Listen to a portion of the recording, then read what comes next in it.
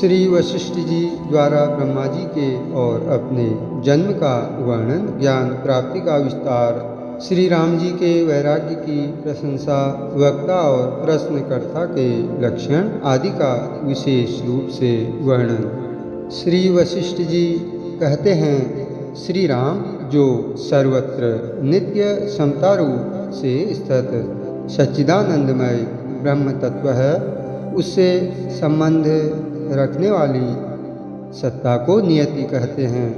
वही नियंता की नियंत्रण शक्ति है तथा नियंत्रण में रहने वाले पदार्थों में जो नियंत्रित होने की योग्यता है वह भी सत्ता ही है। अब मैं उस सारगर्भित संहिता का वर्णन करूंगा जो इहलोक तथा परलोक की सिद्धि के लिए परम पुरुषार्थ रूप फल प्रदान करने वाली और मोक्ष के उपायभूत साधनों से संपन्न है। उसे तुम सावधानतया श्रवण करो। प्राचीन काल की बात है, सृष्टि के आदि में परमेष्ठी ब्रह्मा ने इस मोक्ष कथा का वर्णन किया था। यह संपूर्ण दुखों का विनाश करने वाली है और बुद्धि को परम शांति प्रदान करती है।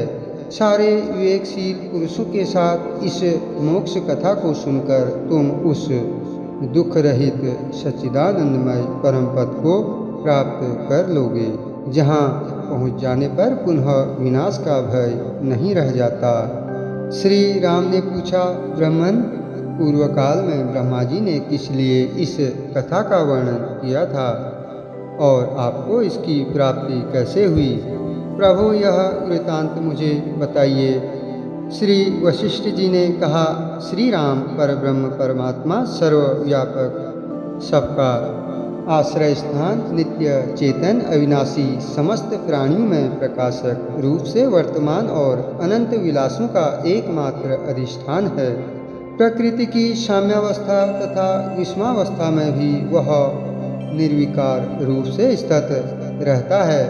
उसी परमात्मा से विष्णु का प्राकट्य हुआ, ठीक उसी तरह जैसे प्रवहनशील जल से परिपूर्ण सागर से तरंग उत्पन्न होती है।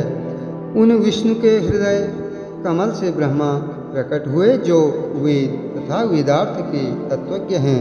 उन्होंने देवताओं और मुनियों के समुदायों से संयुक्त होकर अनेक विध विकल्पों की सृष्टि करने वाले मन की भांति विभिन्न प्रकार की सृष्टि रचना की। जम्बूद्वीप के इस भाग में जो भारतवर्ष नाम से प्रसिद्ध है, ब्रह्मा जी द्वारा रचित सारा प्राणी समुदाय आदि व्याधि से संयुक्त लाभ हानि से पीड़ित और जन्म मरणशील था।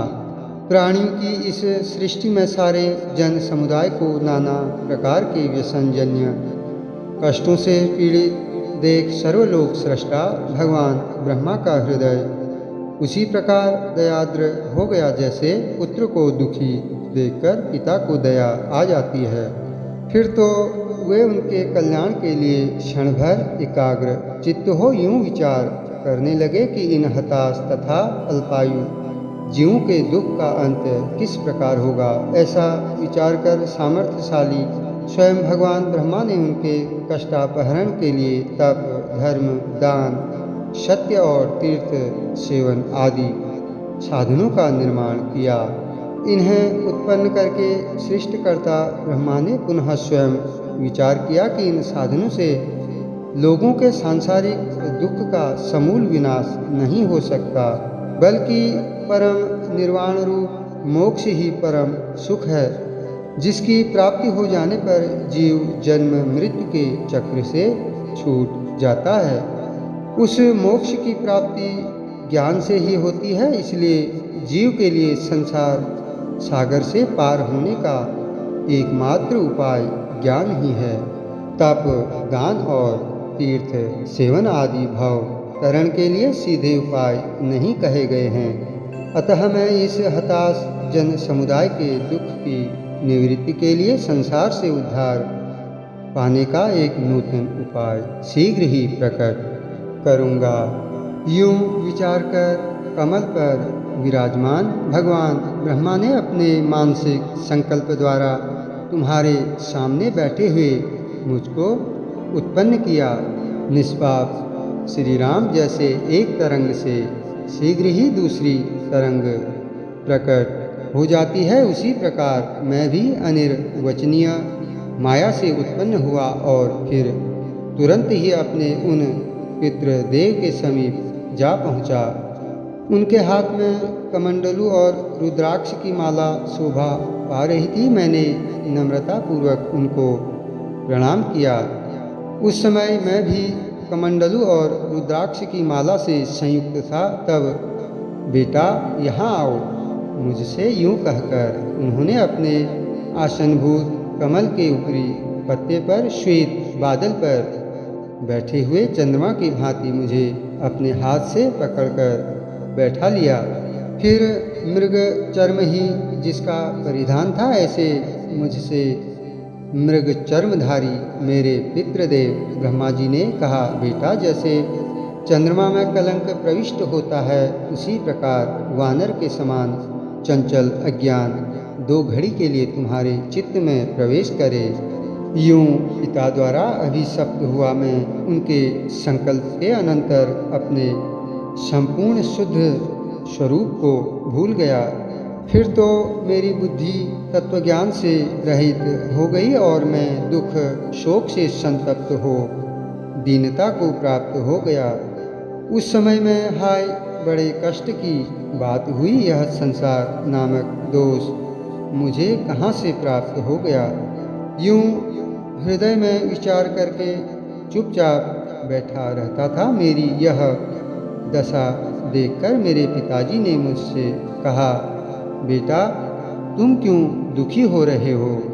अपने इस दुख के नाश का उपाय मुझसे पूछो, उसे जानकर तुम नित्य परमात्मा को प्राप्त हो जाओगे। तब मैंने उनसे पूछा, नाथ यह महान दुखमय संसार मुझ प्राणी को कहाँ से प्राप्त हो गया और इसका विनाश किस प्रकार होता है? मेरे यूं प्रश्न करने पर उन्होंने मुझे ऐसे प्रचुर ज्ञान का उपदेश दिया जिस परम पावन ज्ञान को प्राप्त कर मैं पिताजी के अभिप्राय के अनुरूप अधिक ज्ञान संपन्न हो गया। इस प्रकार जब मुझे ज्ञातव्य तत्व की जानकारी हो गई और मैं अपनी प्रकृति में स्थित हो गया, तब जगत सृष्टा तथा सबकी उत्पत्ति के कारण स्वरूप और उपदेष्टा ब्रह्मा जी ने मुझसे कहा, पुत्र मैंने प्रथम तुम्हें शाप द्वारा ज्ञानहीन करके पुनः समस्त अधिकारी जनों की ज्ञान सिद्धि के लिए इस सारभूत ज्ञान का पिपासु बनाया है। अब तुम्हारा शाप शांत हो गया है और तुम्हें परमोत्कृष्ट ज्ञान की प्राप्ति हो गई है, जिससे तुम मेरे ही सदृश अद्वितीय आत्मस्वरूप हो गए हो। साधो अब तुम प्राणियों पर अनुग्रह करने के लिए भूलोक में जम्बू द्वीप के मध्य भाग में स्थित भारतवर्ष में जाओ। परोपकार निष्ठ पुत्र तुम तो बड़े बुद्धिमान हो, अतः वहाँ जो लोग कर्मकांड परायण हों उन्हें कर्मकांड के क्रम से शिक्षा देना, और जो लोग विवेकशील विरक्त चित्त तथा महाबुद्धिमान हों उन्हें परमानंददायक ज्ञान का उपदेश करना। रघुकुल भूषण श्री राम, इस प्रकार मैं अपने पिता ब्रह्मा जी द्वारा नियुक्त होकर इस लोक में निवास कर रहा हूँ, और जब तक यह सृष्टि परंपरा रहेगी तब तक यहाँ रहूँगा। जिस प्रकार भगवान ब्रह्मा ने मुझे यहाँ आने का आदेश दिया, उसी प्रकार उन्होंने सनक, सनंदन, सनातन, सनत कुमार तथा नारद आदि अन्यान्य बहुत से महर्षियों को भी यह कहकर प्रेरित किया कि तुम लोग भारतवर्ष में जाकर पवित्र कर्मकांड तथा ज्ञान कांड के उपदेश द्वारा वहाँ के निवासियों का जो अंतःकरण के अज्ञान रूपी रोग के वशीभूत होकर महान कष्ट भोग रहे हैं, उद्धार करो। प्राचीन काल में सत्ययुग के समाप्त होने पर जब भूतल पर काल क्रम से पवित्र कर्मकांड का ह्रास हो गया, तब उन महर्षियों ने कर्मकांड की स्थापना तथा मर्यादा की रक्षा के लिए पृथक पृथक देशों का विभाजन किया और उन देशों पर भूपालों की स्थापना की। तदंतर उन्होंने भूतल पर धर्म, अर्थ और काम की सिद्धि के लिए उन कर्मों के उपयुक्त बहुत से स्मृति ग्रंथों से तथा यज्ञ विधायक शास्त्रों का निर्माण किया।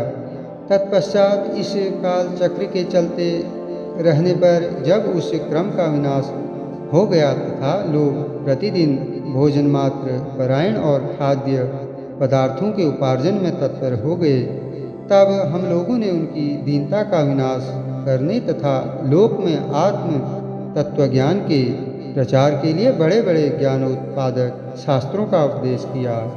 यह अध्यात्म विद्या प्रथमतः राज समाज में उपदिष्ट हुई, तदंतर इसका प्रसार लोक में हुआ।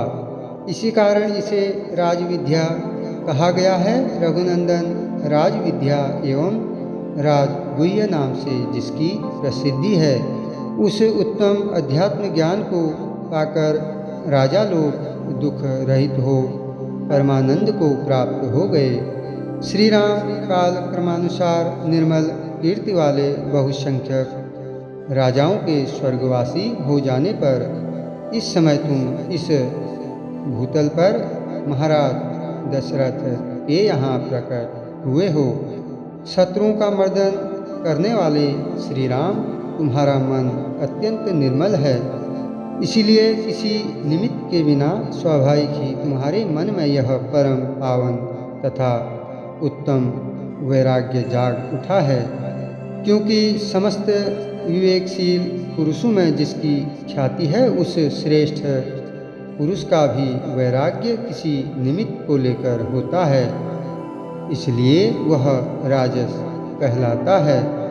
परंतु तुम्हारे मन में उत्पन्न हुआ यह वैराग्य अपूर्व है। यह किसी निमित्त की अपेक्षा न रखकर स्वतः अपने विवेक से उत्पन्न हुआ है और सत्पुरुषों को आश्चर्य में डालने वाला है, अतः सात्विक है। जिन्हें निमित्त के बिना ही वैराग्य हो जाता है, वे ही महापुरुष तथा ज्ञानवान हैं और उन्हीं का अंतःकरण शुद्ध है। जो लोग ज्ञान द्वारा इस सृष्टि परंपरा का विचार करके वैराग्य को प्राप्त होते हैं, वे ही उत्तम पुरुष हैं। श्री राम, जो लोग इस संसार की असारता एवं दुख रूपता को देखकर अपनी सांसारिक बुद्धि का परित्याग कर देते हैं, वे शाकल से छूटे हुए गजराजों की भांति संसार बंधन से मुक्त होकर पर ब्रह्म को प्राप्त हो जाते हैं। यह जगत परंपरा विषम और अनंत है। इसमें पड़ा हुआ महान जीव देहाध्यास से युक्त रहता है, अतएव ज्ञान के बिना उसे परम पद की प्राप्ति का मार्ग नहीं सूझता।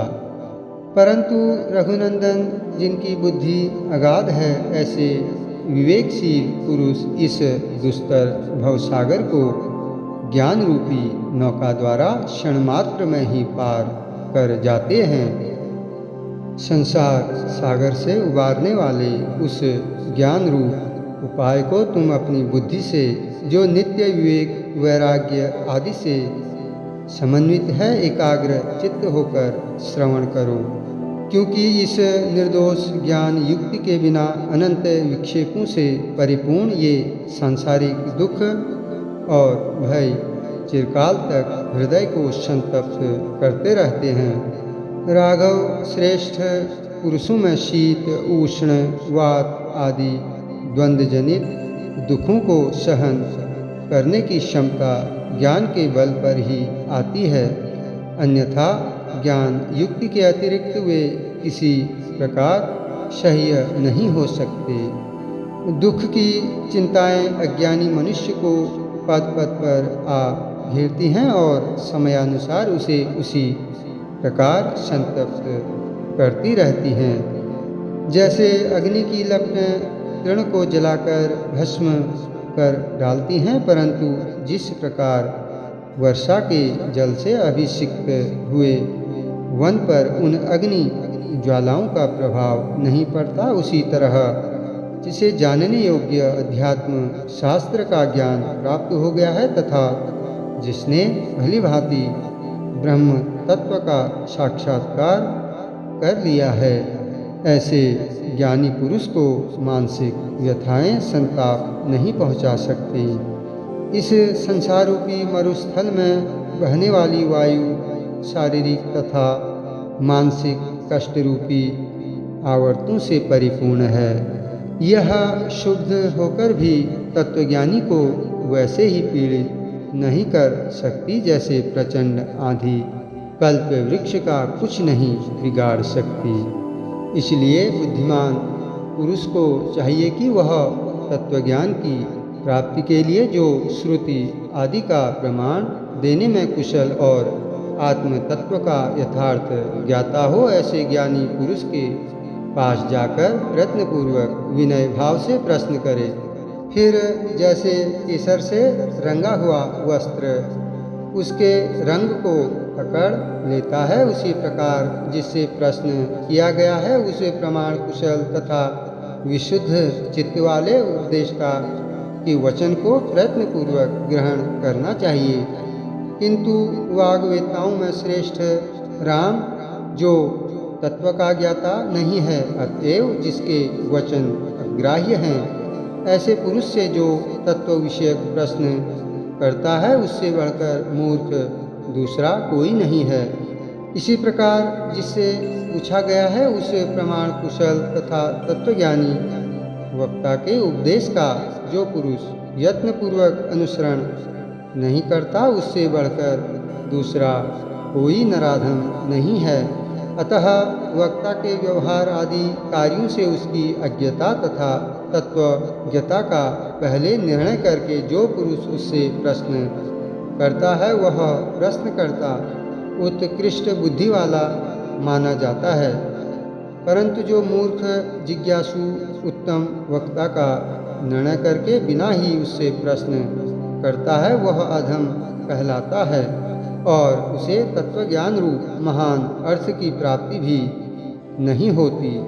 ज्ञानी को भी चाहिए कि पूर्वापर का विवेचन करके उसका निश्चय करने में जिसकी बुद्धि समर्थ हो और जो निंदनीय न हो, ऐसे पुरुष को उसके पूछे हुए तत्व का उपदेश दे। परंतु जो आहार निद्रा भय मैथुन आदि पशु धर्म से संयुक्त है, ऐसे अधम को तत्व का उपदेश न दे, क्योंकि प्रश्नकर्ता की श्रुति आदि प्रमाणों का निर्णित पदार्थ के ग्रहण की योग्यता का विचार किए बिना ही जो वक्ता उसे उपदेश देता है उस पुरुष को ज्ञानीजन इस लोक में महान मूर्ख बतलाते हैं।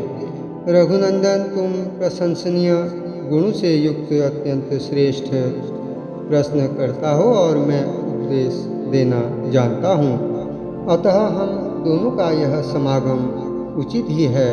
शब्दार्थ के ज्ञाता श्री राम, जन समाज में तुम महापुरुष माने जाते हो। तुम में राग का लेश मात्र भी नहीं है। तुम तत्व के ज्ञाता हो, इसीलिए तुम्हारे प्रति किया हुआ उपदेश तुम्हारे अंतर हृदय में चिपक जाता है। ठीक उसी तरह जैसे घोला हुआ रंग वस्त्र में लग जाता है, तुम्हारी तीक्ष्ण बुद्धि उक्त पदार्थ के ग्रहण में निपुण और परमार्थ का विवेचन करने वाली है। वह परमार्थ विषय में उसी प्रकार प्रवेश करती है जैसे सूर्य की किरणें जल के भीतर घुस जाती हैं।